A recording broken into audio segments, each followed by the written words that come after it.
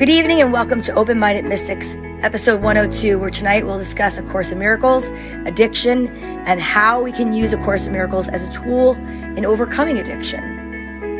Tonight, Kim Mazzella is our life coach, and she will be open and candid about her own addiction, along with guest host Meghan Ryan, who you met in episode 101. I will be the host this evening. My name is Donna V, so please enjoy, sit back, relax, share, like, subscribe.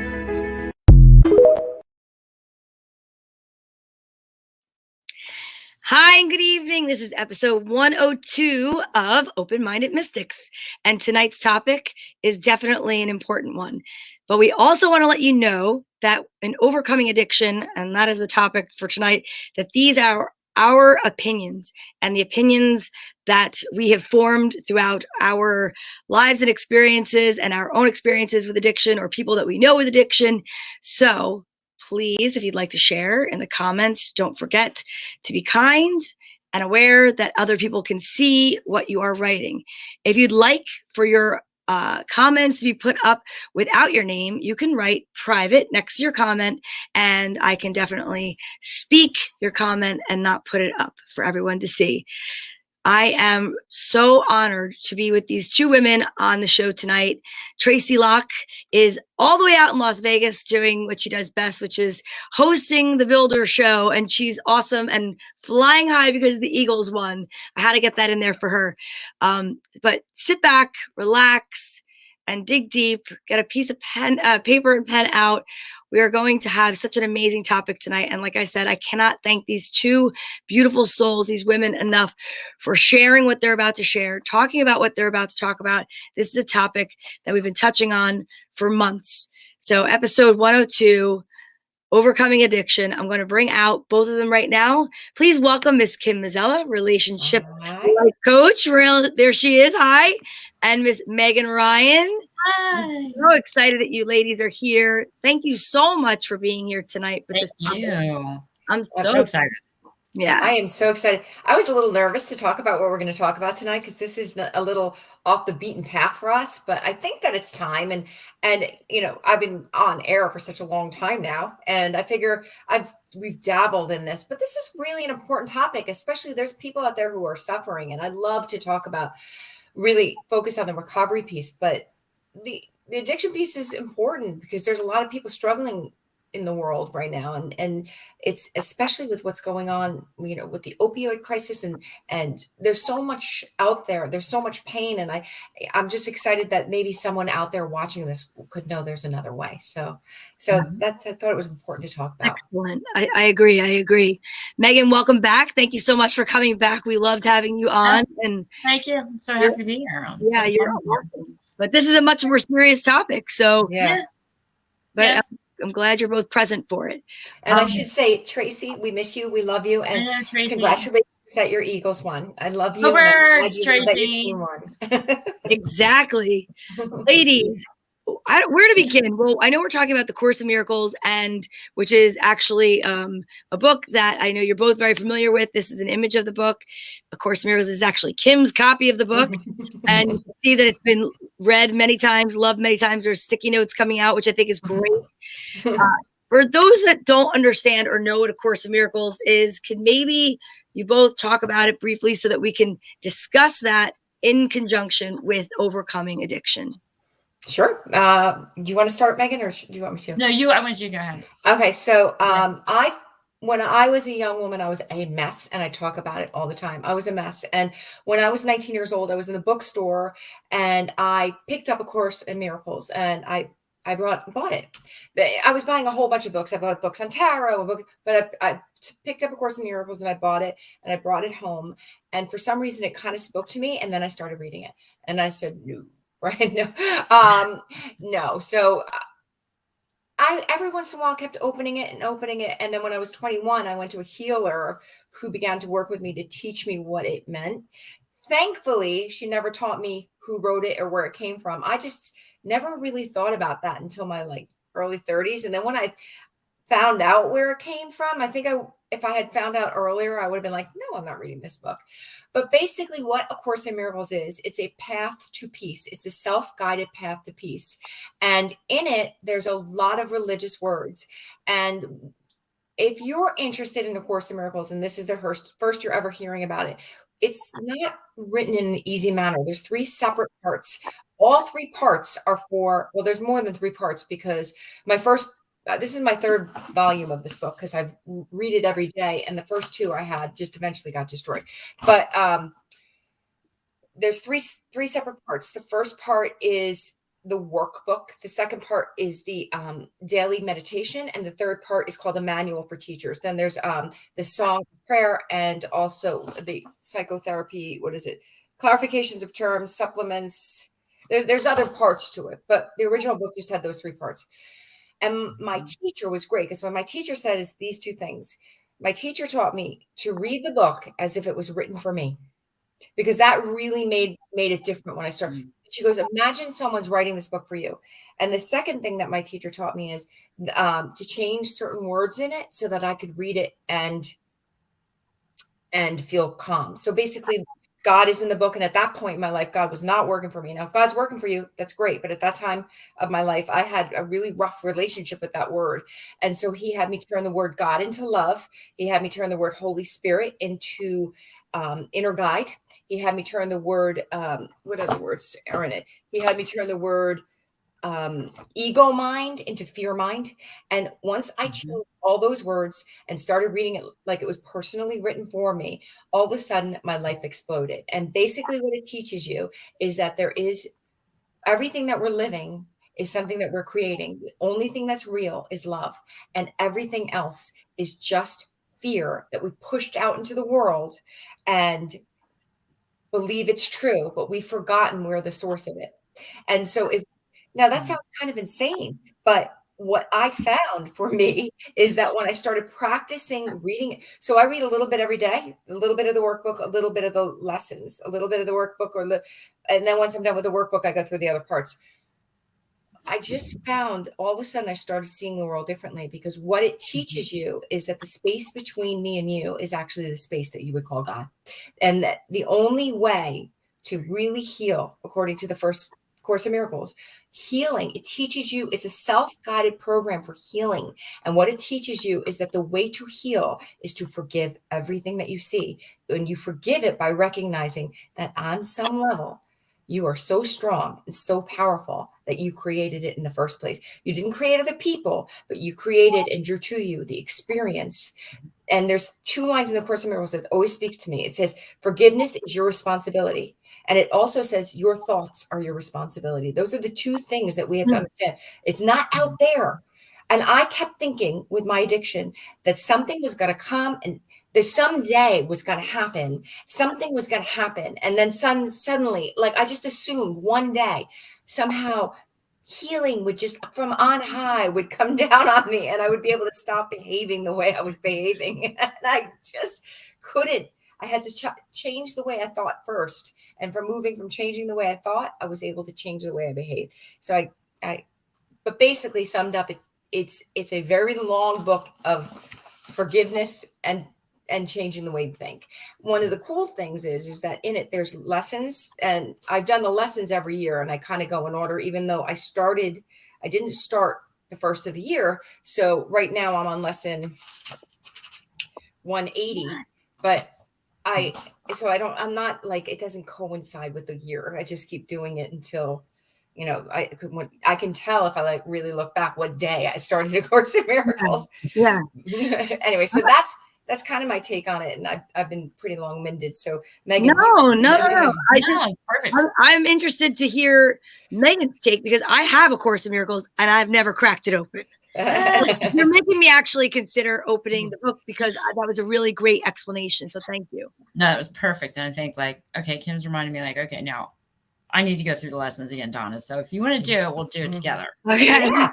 I can actually teach the lessons. I've taught them from time to time. Oh, okay, there you go. Yeah. So yeah, how did I come across that? So I was talking last time I was with you about, even before I got sober, I was looking for something to fill the holes, to fill, that I thought was going to like him, like it was going to be the miracle that was going to make things work and flow and happy and whatever. And so what was I thinking? Okay. So it was probably, I don't know, probably a year or so, maybe even less into my sobriety, that my first sponsor got me to look at A Course in Miracles. Wow. Yeah. So that's where that started. And worked with her in conjunction at times with the 12 steps. That was really helpful to me. And I keep feeling like I have to say this. So when you think of the word, has to do with the addiction part. I just have to say this part first. Yeah. So many things in the world now are addictive, or maybe they're not true addictions, but they're definitely affecting all of our brains. And I remember somebody telling me a long time ago, whether this is completely true or not, but the word for alcohol is spirits. And that was long ago. The monks were making wine and alcohol and doing rituals with it, because in other cultures, maybe it would be some kind of hallucinogen or, pot or some mushrooms or whatever. But the point of using alcohol ceremonially was to connect to spirit. Wow. So maybe somewhere way, way back in our memory bank of our ancestors, that's something that we're looking for when we're drinking, and we have to drink a lot or every day or to the point of oblivion just to feel normal in the world. So the Course in Miracles then later on, even further, like into my recovery, definitely dovetailed again with that rebirthing training that I did. I mean, it was definitely an essential part of my life in getting to understand that, I'm responsible for the world I see, because the thoughts I'm having are creating it. I have worked with other coaches or teachers in my life more recently, and to me, it's sort of a different way of saying it is, how is this for me? Whatever it was out there that happened in a relationship, or it's not working out in the job or whatever, is how is this for me? Yeah. Because I did bring it to me. Yeah. Like I didn't necessarily create that person's physical body and their personality, but I, of all the people in the world they could have been around, they were with me. Right. Yeah. You created the experience. How am I creating the world that I see right now? And how is it for me? And how could I make it more preferable if I'm, admitting that the illusion is something that I created to begin with. And I do think in terms of alcoholism or any addiction, really, there's the fine line between humility or humiliation, or humility and powerlessness. And to me, being able to understand through the Course in Miracles that my choices, first at the thought level, are going to create what I'm seeing out there. This is maybe not the preferred word for some people in recovery, but it is a source of power. Right. Not being an abuse of power. Yeah. We can be empowered to choose the thoughts that we think, to choose the things that we do, the places that we go, and not continue to create the cycle, for somebody like me, that was like, that's an old cycle, not just for me. And I'm not going to tell too many tales, but yeah, it goes generations and generations and across the family tree on both sides of my family. So it has to be a conscious choice to choose to learn how to see the world differently. And I would just tell a quick Course in Miracles miracle, because there's a lot. But years ago, when Danny and I were living in Arizona, we were in a bookstore looking through. It was one of those bookstores where you could sell your books or exchange your books. And I'm looking at the shelf where the Course in Miracles are, and literally, yes, it really did fall out. And not only did it fall out of the shelf, but it opened and there was a $20 bill in there. Oh my gosh, see that's a real miracle. I was like, okay, I know we're supposed to be trading books, but I'm using the $20 to buy this cup. That's so awesome. Great. See that the universe wanted you to have it so badly that the universe found a way. Again. I love it. One of the things that I love about this, first place, for me, addiction really was a matter of being so ingrained in a pattern and so into it that and the thing is, I've been addicted to several different things. So I think that if you're just you you grow up in a pattern, it is very hard to get yourself out of a pattern. And what A Course in Miracles did for me, that, well, first place, I think it's when you decide to keep a commitment to anything, it is it's a self-esteem building tool, right? So commitments, I always say, are self-esteem building tools. And when I was clinging to anything, because I remember there was a line in the big book or something that some of us are constitutionally incapable of being honest. I was like, oh, that's me. Like, I really thought that I was never going to be able to. There was a time in my life where I thought I was going to have to finagle my way through life, because there was never going to be a time when I was going to be able to do what all those other people who were better than me that could do. Because I was like, I can't, I have journal upon journal and I don't throw them out. I don't want to keep them. I told my kids to never read them, but I every once in a while go read them, and they're page of, I'm not going to do this again. I'm not going to do this again.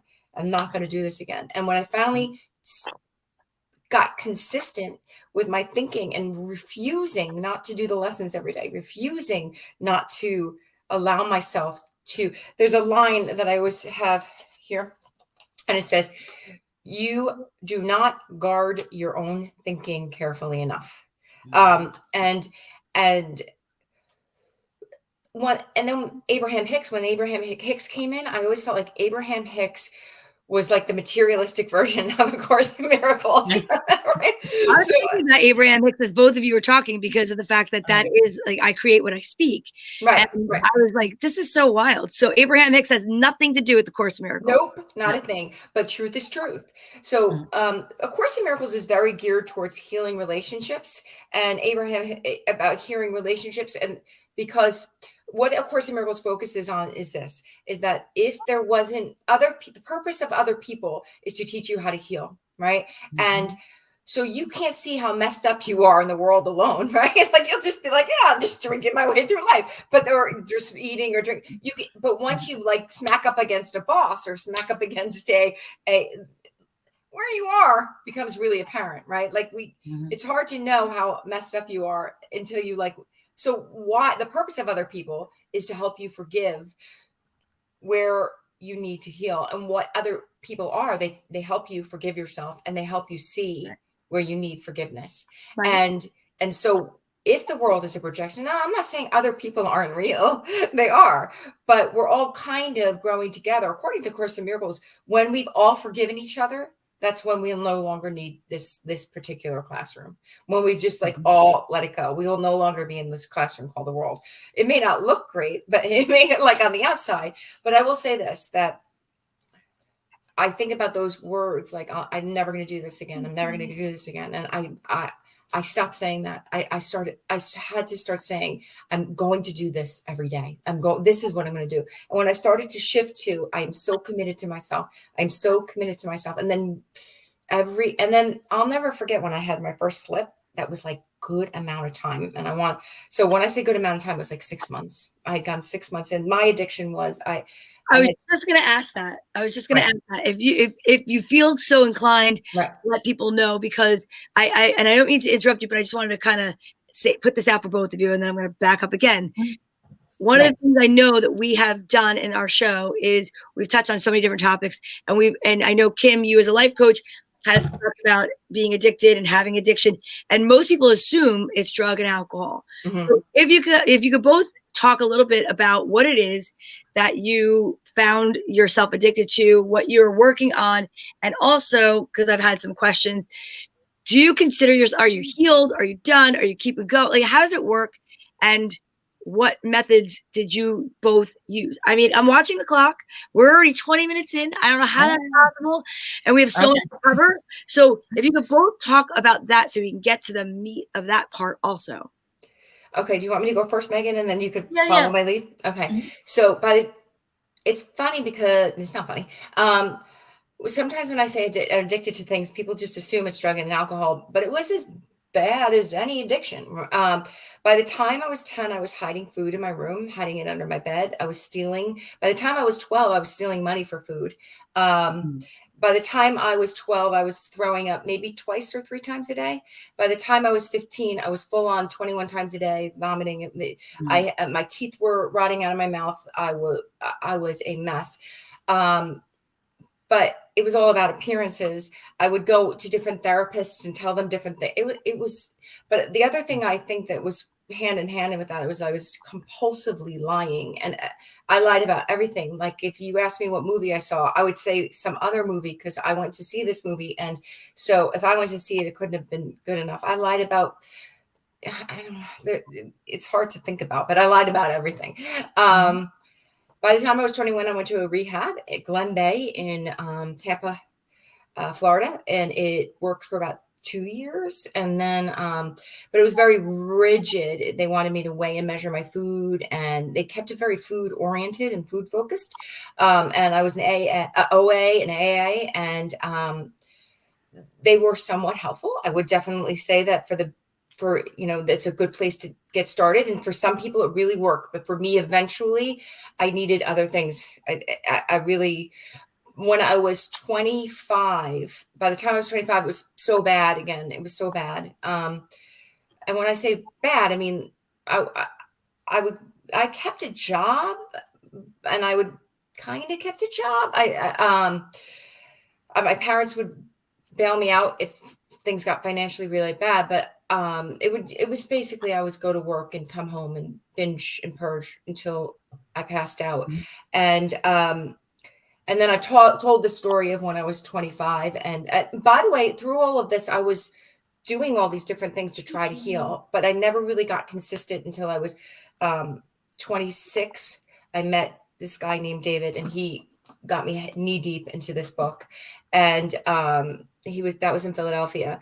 And by the way, I had 2 other addictions in there, like shopping and psychic addictions. So they don't sound that addictive, but I had like thousands of dollars of debt, and it was a brutal time of my life. But by the time I was 26, I met David in a really crazy way, which I've shared on this story, where I wanted to die. I didn't want to kill myself because I thought my parents would be really sad. And I just didn't want to do that to them. But I remembered wanting to die. Like, that is profound that you were worried about what your parents thought more than taking your own life for yourself. Yeah, no. And then I woke up in the middle of the night, and there was a guy at the end of my bed. I've talked about this story, and he told me to go to Manayunk the next day, which is a town close to where I lived. And so I went to Manayunk. I know who she's talking about. Yeah. So I'm like, oh, my answers are in Manayunk. Like, and it was funny because it was like so real. Like, it was so real. There was a person in my bed. He said, "Don't be afraid of me." I'm like, okay. Like, I don't know why. I think I was so high on food. If you say you can't get high on food, like I was. Oh, you can. So I went to Manayunk. I drove all through Manayunk, and then I was there for from 8 o'clock in the morning till 6 o'clock at night. I went into every building. I got a psychic reading. I did everything. I went to every stop. Le Bus was big in Manayunk. Then I went to from lunch. I went to every store. I looked on every stone. I couldn't figure out what the heck my answer was.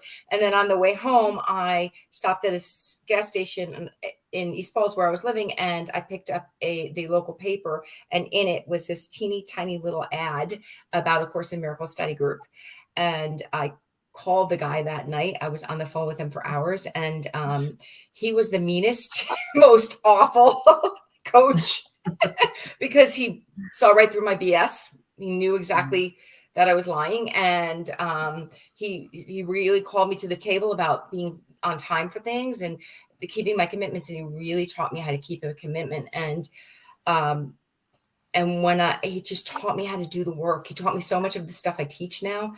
And it hasn't been perfect. I've had moments of slips now and again, but I would have to say pretty much for the last 20 years, I've been really grateful every day that I've been pretty much able. I mean, the thing is, I'm so connected to spirit. Now, don't get me wrong. I'm still human, and I do stuff where I'm like, ooh, but I have such a practice, and I know what to do when I know how to be on it. You guys have known who I am, you know him.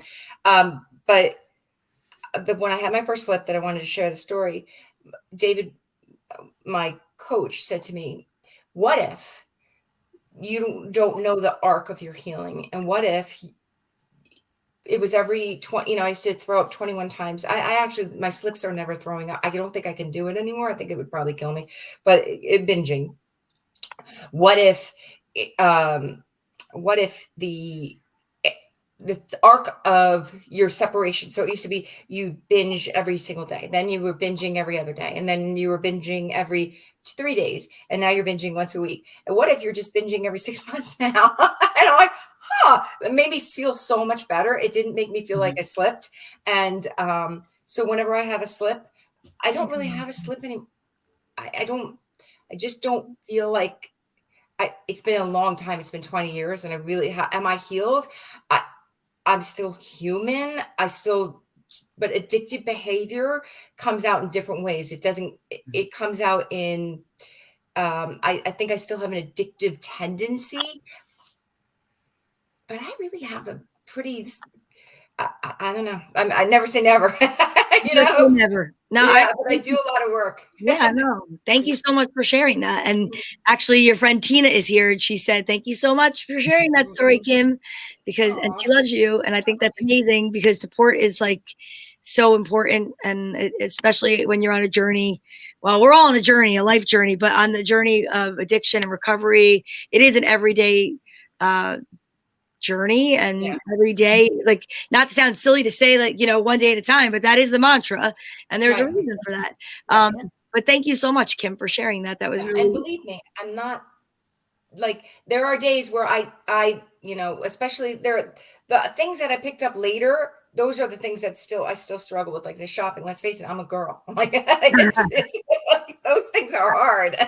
You get it, Meghan. And the psychic thing, every once in a while, I'm like, and then I'm like, I forgive myself. But thankfully, when it comes to the food and that thing, it's almost like there's that recoil, like a hot flame, like they say in Of course. Course in Miracles. That peace, I really am so grateful. Thank you, God, every day.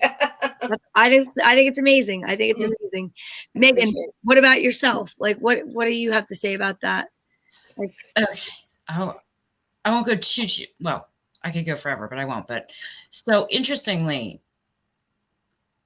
I started my series to addictive behavior. I think when I was young, it was probably more like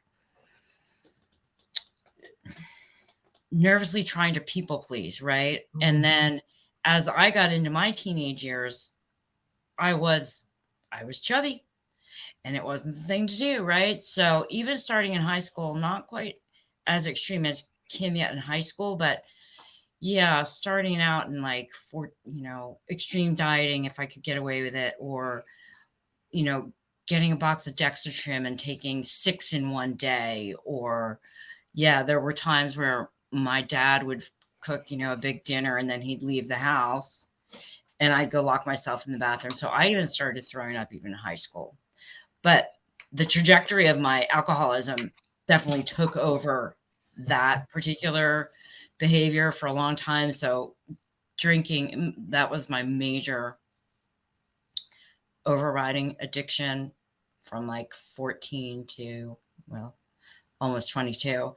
And then in the 80s, it was like cocaine on top of that, because it was so readily available and everybody did it. And, of course, near the end, I had a boyfriend who was the dealer. So that made it, all the a great choice. Yeah. So when I did get sober, probably about at some point in that process, and dealing with the wounds that I was covering up really were about, even with therapy and ACOA and Al-Anon, my food addiction came back with a vengeance. So I can absolutely relate to Kim's experience, where I was either starving myself and over exercising and thinking that, when I weighed 110 pounds, that I was huge and a monster, and then going to the opposite extreme. And, literally physically, yes, you can be so filled with sugar, in particular for me. So if it was an entire loaf of bread and an entire half gallon of ice cream in one night, and then purging and, I'll even talk about this because some people would not talk about this, but I don't care anymore. I would abuse laxatives. So I really destroyed my digestive system for a long time. And I remember at that point, I was suicidal. Like I never told my family that. So I'm sorry if you're hearing that for the first time, but I'm still here. I really thought that I would never overcome that addiction. And I remember, interestingly, talking to my sponsor about it, my AA sponsor, and she didn't want to hear it. She shut me down. She said, that's not an issue. You're trying to not work the steps on your alcoholism and you're trying to run away. And it definitely started me. I eventually did not have that sponsor. And I did go to Overeaters Anonymous because if I didn't go to Overeaters Anonymous, I was going to be dead. Yeah. For sure. I had no doubt that's how far down I had gone with that addiction. And for me, having the structure of sponsorship in that program, not just the steps, for that time period in my life, I needed, whereas at one point I'd use Weight Watchers as like, okay, it's this many calories. I'm going to eat even less than that. Mm-hmm. And be, you know what I mean? Punish myself. But having the structure of that was very important for me because having the structure and the commitment to say to my sponsor every day, this is what I'm doing exactly tomorrow. And talking to her about it the next day, this is what I did do or didn't do. So first of all, I couldn't lie and I couldn't use sugar in particular, or whatever was not on that particular plan for that day as a way to cover up the feelings that I was not dealing with So yes, for me, it was essential for me to get to the next step in recovery, to not feel the need to use food as like the answer to everything. And food is, we're never going to not eat, right? Yeah. So like I can go out, I can watch people bang down shots all night and I don't care because I remember 30 years later, it wasn't glamorous. I wasn't cute. I thought I was, and it was like, no, right. I really wasn't fun. You're not missing anything, folks, by me not drinking with you at the bar, but I have to eat every day. And so there are certainly times where I feel like I am thinking about that as my nurturing instead of, and that means I'm not connected to myself. I'm not connected to what really helps me and centers me. And that's, keeping a practice every day, and a structure every day. For me, structure is reassuring and helpful, not just in terms of success when, we're talking more about that, maybe the last time we were together, but just in like peace of mind. And yeah, to not, like you said, like it's exhausting to have to lie about everything, whether it was bottoming out with alcohol and like, oh crap, I was living up in Jersey at the time. So I would come back to Philadelphia. Like if I really screwed up one, like I'm going to go home for a weekend. So everyone forgets about how effed up I was when I was drinking. So, it's exhausting to be the liar too. And it really, I think, is part of the bigger lie of, I'm not good enough. I'm not worthy. I'm not connected. That's the part of healing my mind that I still work on, is that for some people, maybe that's too far out, but we are all part of the divine. We all are here to be healed, and every thought we have that's vindictive towards ourselves or somebody else in a way, this is a bad paraphrase, but I'll say, is like, we're kind of crazy, right? Because like the creator that created us doesn't want us to be separate and alone. And so, it's interesting to hear how both of you have similar stories, and I know that Kim is chomping at the bit to. Oh, I love everything. You've inspired me. All of it. She is like chomping up and down. But I have to ask and incorporate it when you both would like to. But since you both have similar stories with the food addiction, I'm familiar with people in my life with alcohol addiction, drug addiction. I'm listening to both of you talk, and I remember I'm divorced, but on my wedding day, I was 97 pounds and I thought that I was fat.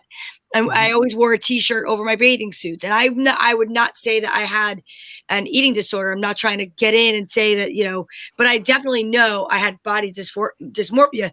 My mom was always struggling with her weight, and she always had Dexatrim in the house, and she always had some kind of a pill in the house. And then she wound up going and having gastric bypass surgery. And I remember, always being mindful of that, because I was just, it just would freak me out. So, but I need to know, what is there a rock bottom for eating disorders? Because I know we always hear about a rock bottom for drinking and alcohol. So whoever wants to go first, I know Kim, I know you're going to go because you're doing. I'm like, I had so much to say. Meghan just like inspired me to say so many things. Thank you for sharing your story, Meg. I was thinking about rock bottom. Well, yes, I definitely had a rock bottom, and that was in that bed, because for me, I was just resigned that I was just going to eat until I couldn't, until I don't know, like I just couldn't do it anymore. It was in so much pain. But there was a time, and I don't go to programs anymore because I do my own program, and I also do have fellowship in a different way. I do think that we need fellowship. I do think that we need, but I feel like my whole life is fellowship. Like I have people who know who I am when they meet me, and I just attract fellowship. That's my whole life. So I don't need so much to go to groups like that because I've created them, right? But I will say that those things are great for me. But I got into the habit of the counting days and things like that. That doesn't work for me. For me, when I think I am working my program or doing what I need to do to stay healthy, that is a successful day. I don't think in terms of like, was I good today? Because I felt like sometimes with certain programs that I was in, it was like, am I good today? And I don't think of myself like that anymore. I feel like my rock bottom was a bottom. It was a bottom, right? And I climbed out of it. I did swoop through other addictions, but none of them were like my experience with food. All of those other things keep me, I feel like sometimes I'll act out in different ways, and that even gets less and less. But for me, what's getting more and more is becoming more and more transparent with my truth, more and more transparent with who I am, and more comfortable in my skin. When I struggle now, I may more quickly turn to someone and say, I'm struggling with something, and not feel shame. And I think shame is the rock bottom, like that feeling of shame. And it could be 1 minute, it could be one day. I think there has to be a time where that shame gets so bad, you either have to go down. I mean, because people have, like, I went to Glen Bay with a girl who died from, I guess, from a bulimia. I guess it could eventually kill you. Sure. Which was really sad. And so it could kill you. But I feel for me, like the most important thing that I do is I feel free of it most of the time. I have moments where I don't, because life has scary stuff in it, but I never think of myself as a person with an eating disorder. Like I forgot. I just don't think even of myself as a person who's recovered from one 90% of the time. When people say, "Oh, this food triggers me," it doesn't happen. And what used to be clean for me is so different. For me, it's really about, am I having obsessive thoughts? Like obsessive thoughts are what I'm trying to avoid. Am I obsessing on something? Am I overthinking somewhat? Am I feeling bad about myself? That is now the level, which is so much better than the actual behavior of doing all of those things. But I feel free most of the time. Do I think I have the perfect body? No. Do I sometimes want to wear blousy things because I don't want anything clinging to me? Yes. But that's the beauty of being 53. I don't care anymore. Great. Meghan, what do you think about that? Oh, yeah. Yeah. So I was just going to say, yeah, like definitely there's, just like I think with like a bottom with any addiction, some people, like their bottom with alcohol might be like, I drink a 6-pack a few times a week and I don't feel well. And for other people, their bottom with food might be the bulimic, or it might be you ended up in the hospital because your body is so frail from anorexia that you have to choose whether you're going to live or die if you're going to eat that food. But when Kim was saying something about the good or bad, and I did want to address this in terms of whatever program you're looking for or whatever addiction you're dealing with, sometimes it can feel as if this is treated as a moral failing. Yeah. So did my addiction make me do things, or just my insecurity and behavior still make me act in ways that I go, yeah, now I don't feel so great about myself. When we tell people with alcoholism or drug addiction that if you're not honest, you're never going to recover, which is kind of an attitude that is out there that I don't agree with. I wouldn't tell someone with cancer or MS that you have a medical condition, a diagnosed medical condition, and only if you're honest with your moral failings will you recover. There has to be, and for me, there has to be more space for understanding. And I also feel that, like, at this point in the 21st century, there are so many more tools available, even than when I got sober in the 80s, that are scientifically based, that we can start to understand and understand the part of our brain that we have done some damage to with the addictive, even if it's just the behavior, not the substances coming in, that I think it is helpful to know there are more scientific tools available, like understanding what you're doing with dopamine now. So like right now, like about a week ago, I started a dopamine fast just with my phone. So there's no apps on my phone, none. So if I need to do something on Facebook or Instagram, I'll do it at the beginning of the day or the end of the day. They're not there. I even turned off every notification on my phone, because all this stuff for me as a dopamine addict was like chatter and distraction. And when you get, so there's a really good podcast. I would definitely put this in the links in the I'll put it comments. In the comments. Called Huberman Lab. And his name's Andrew Huberman. He's a neurobiologist and one of the smartest people out there for podcasts. And he touches on addiction and dopamine and behavioral ways to understand what's happening in your brain so that you can have more of that kind of like patience and understanding, and have tools to say, okay, when I'm doing all these things, so for instance, like being addicted to my phone or listening to earpods instead of just enjoying a walk, right?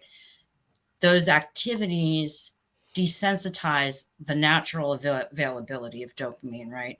So the natural dopamine we get from petting the dog, taking a walk, right? We've filled up the dopamine receptors in our brains so much with whatever we're doing on the phone or whatever we're doing. I absolutely agree with this. And so that's why I took everything off of my phone, and I walk the dog without my earpods and try to just, be in the car, not even have the radio on, to try to get myself back to the natural set point. And I feel even just, already a little bit more calm. The phone is not dinging at me for no reason. There's nothing I need to know right now. Right. And there's an excellent book that came out last year. I'll just mention this too, as another tool or an adjunct for people who maybe aren't completely addicted, but they don't feel their best self, called Dopamine Nation. Can't remember her name, but she was interviewed by Andrew Huberman. It's an excellent book, again, of understanding in the world the way it is today with so much distraction, how to start taking back control of your dopamine so that it doesn't become a need for a more addictive behavior because you've desensitized yourself to the point where you need more and more and more. So that's on the chemical level, right? Like the physical level. And yeah, if I'm not nurturing myself by journaling in the morning, meditating in the morning, walking the dog with some conscious awareness of where I'm going and what I'm doing, then I'm not setting myself up for happiness or success either. Okay. I know you have lots to say on the subject even more, and I don't need to cut you off, but I want to let you know the timeline that we have like 15 minutes. Exactly. Okay. So what do you want to know? You to talk about in any order, how we want to bring A Course in Miracles back into the conversation. Yeah. I know that is exactly what we had spoken about. And I think we're probably going to have a part 2 of this show because there's so much to talk about, which I love. I appreciate. I also want to know if I put that correctly. Is this correct, Megan? Yeah. Okay. Yeah, good. that's his podcast. It's on Spotify and it's on YouTube, and it's amazing what you can learn about yourself. So what tools did you use, whether it's A Course in Miracles or otherwise? And I like to hear your thoughts on, the 12-step programs, the OA, AA, all the A's, and what your thoughts, and seriously, what your thoughts are, and what you would suggest for others that are maybe watching right now saying, you know what, this is really, really making sense to me. This is really, I'm listening to this and I'm saying, wow, this is me, but I don't know what the next step should be. Where should I go? What should I do? How do you get started in recovery? This is a great question. So for me, I think that if you're early in recovery, you should consider an A, like an AA, OA. I think that for eating disorders, OA is really great for some people. It was a great start for me. It really was. It was. But for me at that time, I felt like A Course in Miracles and the people that I met there, because I was in a Course in Miracles study group for 4 years, and that was really very helpful to me. So if you can find a Course in Miracles study group, I also suggest getting in touch with your body through meditation. And I felt like for me, meditation was the most important thing that I did. I meditate twice a day, and most people know that. I meditate in the morning. I do A Course in Miracles in the morning, and then at night I do a different chakra clearing, chakra healing, and that's more connecting to my body. I think it's very important to connect to your body, because what happens is we're trying to fill a void of negativity and shame and all of that other stuff, and not dealing with our emotions. So we're finding a way to manage our emotions. Honestly, an addiction is someone, I think most people who are addictive personalities, we are strong people, because we will try something 1,000 different ways to get it to I'll work. show you it's gonna work. Right? Like, well, I'm just going to do this, right? Like, I'm just going to try this. Like, we are, so know that, and this really helped me to think about it like this, know that you are so strong if you have an addiction, that your addiction brought you here. And the truth is there's 1,000 different things that you can do. But I would always say, start with an OA or AA or AA. OA eventually did not work for me, because I just think that at the time in my life, I needed not to think about food so much. And so I started to going to AA meetings. They actually were more, but then I fell in love with Al-Anon. And I have a reason to be there, but Al-Anon was really great too. So try those things if you're, but try everything. I also went to like 42 different churches, because I was living in New York City at the time. And I went to like all these different churches when I was young. And then I moved to Philadelphia, tried a bunch there, and found something called the Unity Center that really worked for me too. And I went there every Sunday. I was there all the time. I know, in Montclair. We were probably there together, honey. The Unity Center that I used to go to was Eric Butterworth. Did you know him back in the day? So my mom lived in New York City. So every time I visited her, we went to see Eric. We got dressed up and we went out to Lincoln Center, and it was always so magical and wonderful. Yeah, but there was one in Montclair. It's not quite the same, but I haven't been there in years. I don't even know if it's still there. But yeah, the Unity Center was really cool. That was very, very helpful for me. Fellowship is the most important thing. Find people, positive people that are doing what you want to do and creating health in their lives. So exercise. But for me, I created my own program and I actually teach it. So that really worked for me very well. But because the last 2 years, if you watch Open Minded Mystic, I've been teaching a lot of what I do, but I think that meditation and fellowship are the most important things. I think that it's really important too. And therapy helps too. Therapy always helps. I love it. Yes. And Tina Kopko, who watches all the time. That's true. Tina Kopko. If you're looking for a great therapist and you happen to be in California. Yeah. She said, thank you for sharing your story, Megan. I don't know if you saw that earlier. I did. Thank you, Tina. All right, good. I just want to make sure. So, Megan, let's hear what you have to say. So I would definitely kind of recap on Kim's. Yes, in the beginning for me, it was AA, NA, OA, ACOA, Al-Anon, Oh, DA, Debtors Anonymous. We didn't even touch on that. Yeah. Really amazing. Also, And they have online groups now. Yeah, everything, you can find them all online. And I think the important thing I would say here, you get to decide what your bottom is.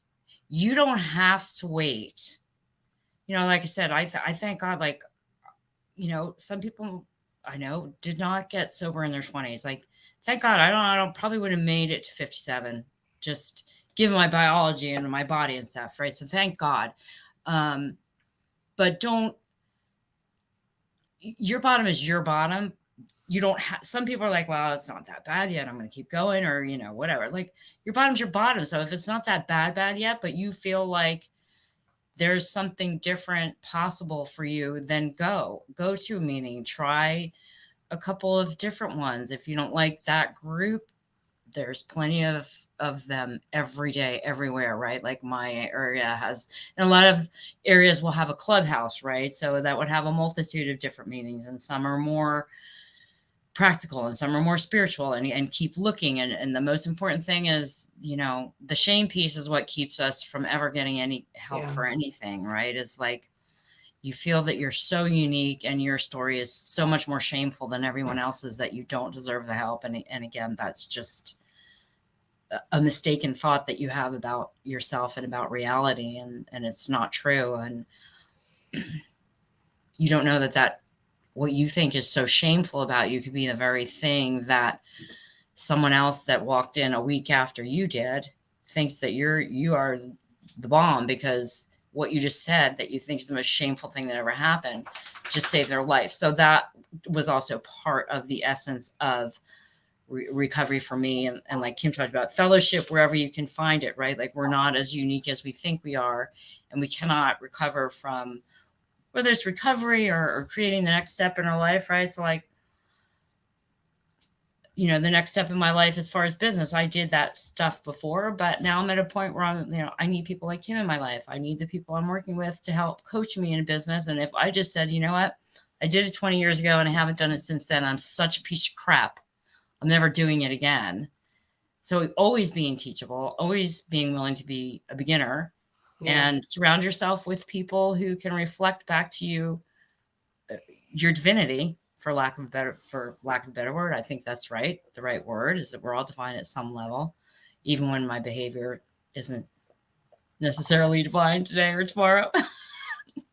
It's always just, you just have to take a chance and go ask for help. And yeah, thank God that things are online right now, because if the shame is too big, you can go anywhere online and find AA and NA and all these meetings online if you don't feel that you have the strength yet to walk into a room full of strangers and ask for help. It's so true. It's interesting because one of the things you said was about a mirror. And when in the beginning, when we were talking about A Course in Miracles and creating, you know, what we put out, we create. And I think a lot of times what it is that we attract people into our lives that are mirror, the mirror that we need for that moment. Yeah. So, you know, sometimes you just can't even see yourself because it's so bad, or you're just so, I don't know, you're just so blinded by the addiction or the shame. The shame is huge. And you're right. Like, a lot of people don't go ask for help because of the shame.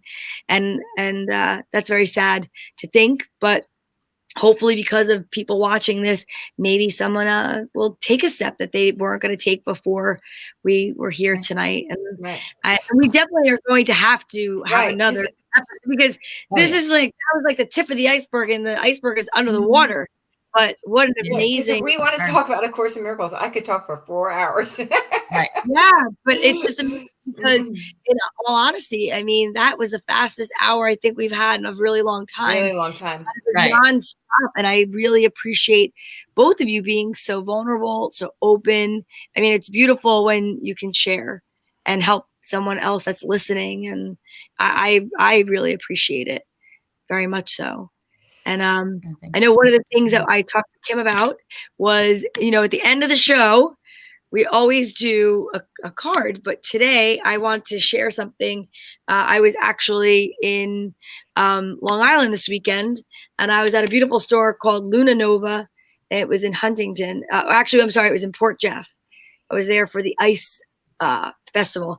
And I saw these cards and I thought this might be something really great to bring on the show and bring into my life. And they're called gratitude cards, and they're by Lorraine Anderson. And it's a little deck of appreciation. And what it says is pull a card the same time each day to create a habit and gratitude. Close your eyes. And I'm not going to read the whole thing, but what I loved is I love that we read about the angels and things like that, but I also thought something that might be a good project for everyone, a good idea of wellness and gratitude is to just shuffle and see what it has to say. Okay. Maybe it'll be a nice way to send a really positive message out for all of us, right? I mean, why not? So I'm going to do that now. Okay. And let's see what it comes up with. You guys could shout out stop anytime. Perfect. Okay. You could stop. Okay. Wait, what did you say, Megan?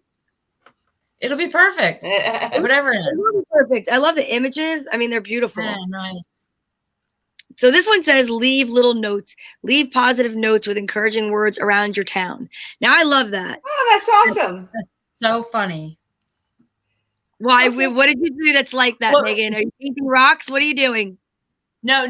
It's so funny because, like I said, like the Facebook's not on my phone, but I was checking on and I was sharing our post, and somebody, I don't even know who this person was. It was one of those random things on Facebook. Was like, do something nice for your neighborhood. Paint happy rocks and go place them around town. So there you go. There you go. I guess that's my thing. That's awesome. I love it. And, one of the things that I've said before on the show, and I'll say it again, is, you could do that at your house too for people. Like, I think it's important, especially, whether you have kids, you don't have kids, whatever, spouse, loved ones. I just think that sometimes we forget to say nice things, and sometimes people have a hard time articulating them. So Post-it notes that say, you're awesome, and just leaving it there, or thanks for being you, is a nice way to just like leave bright spots in the day for somebody that might need it. Yeah. I think that's important. I love that. And you never know. You never know. Somebody that's watching this that maybe at their rock bottom really could use something positive and kind. So it's funny because that like I'm the Post-it queen, right? And I'm always, but in my new house, I was like a little nervous to leave my regular, so I've been like hidden in little things. And finally, like after a couple months, I'm just putting them all over. And he's going, "What's up with all the Post-its?" And I'm like, "Oh, that's who I really am. I'm a girl who leaves Post-it." So in my program there's actually a day where you have to work on 2 affirmations, and I'm working on 2 affirmations a week, and you put Post-its of the affirmations around in different places because you'll forget to do your affirmation because that's what life does. It causes amnesia. You do all this meditating in the morning, and then someone cuts you off on the road, and you forget that you're a spiritual person in a body, and you just become angry, right? Like, so then you have this Post-it note that reminds you that I am at peace, and I'm like, oh, not really, but I'll work on it. I love it. When I was working on the video today, I wanted to say, and I wanted to share this image. So we always talk about the I am. And this is something from the Course of Miracles. So some people are like, what the heck is a Course of Miracles? I just have a few images I wanted to share, but this is one of my favorites. It's a you are. And it's like amazing, strong, always loved, never alone, chosen, creative, capable, enough, victorious, beautiful. I love these. I love that'd be a great Post-it note. Above all else, and that you were talking about shame before, and I was just thinking about this because shame. So according to Course in Miracles, shame is the trick of the ego mind to keep you from doing the one thing that would make you feel better, which is to use your mind. All of the things that make us feel bad are to keep us from shining, but it's us. It's not real. It's just this fake thing that we created. We're supposed to be happy. We're supposed to be joyful. Anyway, that's my soapbox. No, I like your soapbox. I needed this one today. Oh, that's awesome. You read this one today? I needed this today. Yeah, this one. Love this so much. Field mind does not plan. It carries out the plans it receives through listening to wisdom that is not its own. Lesson 135. And this one, I love this one too. A truly helpful The truly helpful are invulnerable because they are not protecting their egos, and so nothing can hurt them. And that's just, it's such a pretty image. The whole thing, It really is very pretty. I want to go, and now I want to break out my Course in Miracles, ladies. Well, we could do a little Course in Miracles study group. I would love to. That'd be super fun. I I'd would love love it. to. Yeah, I have definitely enjoyed this past hour, and I hope Me everyone too. watching has, because I just feel very uplifted and very hopeful and very grateful. And I'm just, like I said, I'm very honored to have been here with both of you tonight, and I appreciate so much everything that you shared, because I know it's not easy. So that's amazing. So thank you so much for being here. You guys have anything else you want to say? What? Just a cry? This was a wonderful. It was First great. place, Megan, thank you so much. It was thank you you too. for sharing Great, your both of story. you. It was great. This was Yeah. wonderful, and we miss you, Yeah. Tracy. We miss you, Hey, Tracy. We'll see you Tracy. guys in 2 weeks for episode 103, To Be Determined. So don't forget, like, subscribe, and share on YouTube and Facebook. Good evening and welcome to Open Minded Mystics, episode 102, where tonight we'll discuss A Course in Miracles, addiction, and how we can use A Course in Miracles as a tool in overcoming addiction. Tonight, Kim Mazzella is our life coach, and she will be open and candid about her own addiction, along with guest host Meghan Ryan, who you met in episode 101. I will be the host this evening. My name is Donna V. So please enjoy, sit back, relax, share, like, subscribe.